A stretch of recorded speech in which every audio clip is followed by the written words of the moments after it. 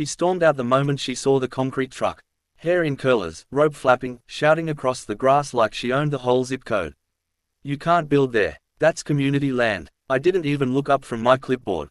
"No, Karen, it's my land. Bought it fair and square last month." Her jaw dropped. "Impossible. The HOA owns every inch behind these houses." I smirked, tapping the deed folded neatly in my back pocket. "Not this part. Turns out your HOA president never filed the extension plans. The field's been private property since 1978. Karen's face turned red. "You're lying. You can't just build a wall here." "Oh, I can," I said, nodding to the workers.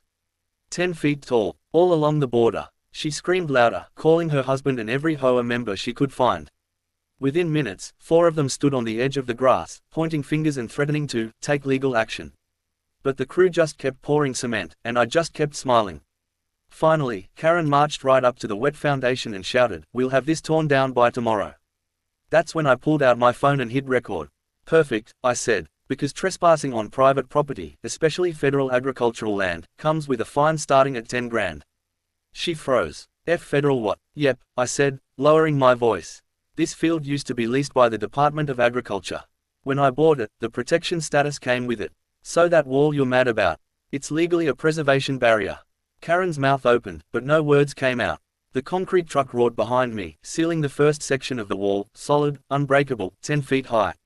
I looked her dead in the eye and said the line that made every neighbor go silent. "You built rules to keep people like me out, Karen. Now I'm building one to keep you in." By the next morning, the HOA group chat was on fire.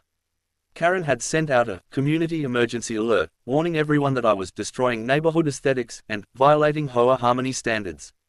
She even dragged a local reporter to the edge of my property, hoping for some cheap publicity. The poor guy started his camera, pointed it at me, and asked, "Sir, do you have a permit for this wall?" I smiled, calm as ever. "Not only do I have a permit, I've got a federal land use exemption." "Want me to show it?"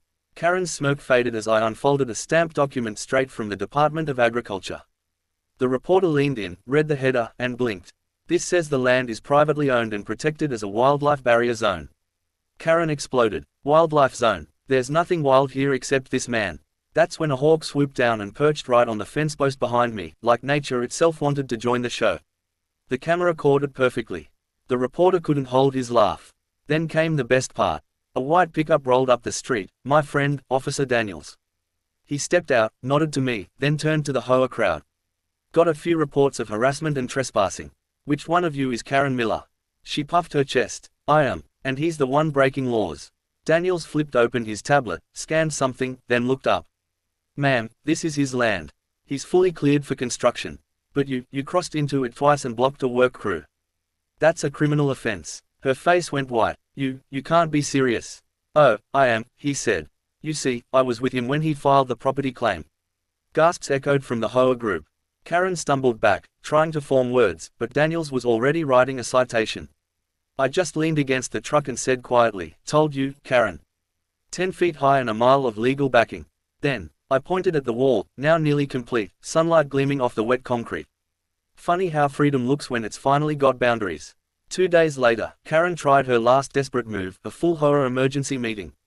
Flyers went out everywhere, urgent community vote, wall removal and property restoration. When I showed up, every seat was filled. People glared at me like I'd stolen their backyard view. Karen stood at the front with a fake smile and a laser pointer, talking like she was running for president. "This wall," she said, pointing dramatically, "is a direct threat to neighborhood value and spirit. We must unite and take back our landscape." I stayed quiet, arms crossed. Then she flipped to the next slide, a blurry picture of me standing beside the wall. "This man is destroying everything we built." That's when I spoke up, calm and steady. "Karen, let's settle this right now. Who actually owns the land?" She laughed nervously. "Obviously, the HOA does. It's within community boundaries." I took out a folder and placed a map on the table. "You might want to check your coordinates again." The entire room leaned forward. The county registrar's seal gleamed under the lights. "That field, and the land behind it, was purchased by me 3 years ago. Private title, notarized, and protected. Your HOA line ends 50 feet before my wall." The room went dead silent. Karen's smile vanished. Someone whispered, "Wait, so he's not even in the HOA?" "Nope," I said, looking right at her. "Never was." Karen's face twisted. "That's impossible. We maintain that property." "Actually," I replied, "you trespassed on it. Twice. I've got drone footage and timestamps." Want to see? The HOA members shifted uneasily. One guy muttered, "Karen, you told us he was encroaching."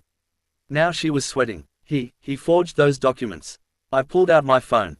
Then maybe you can explain why the county assessor's office emailed them to me this morning. At that moment, my friend Officer Daniels walked in, again. "Evening, folks. Got a request to attend in case things got heated." He looked at the screen, then at Karen. "You really don't learn, do you?"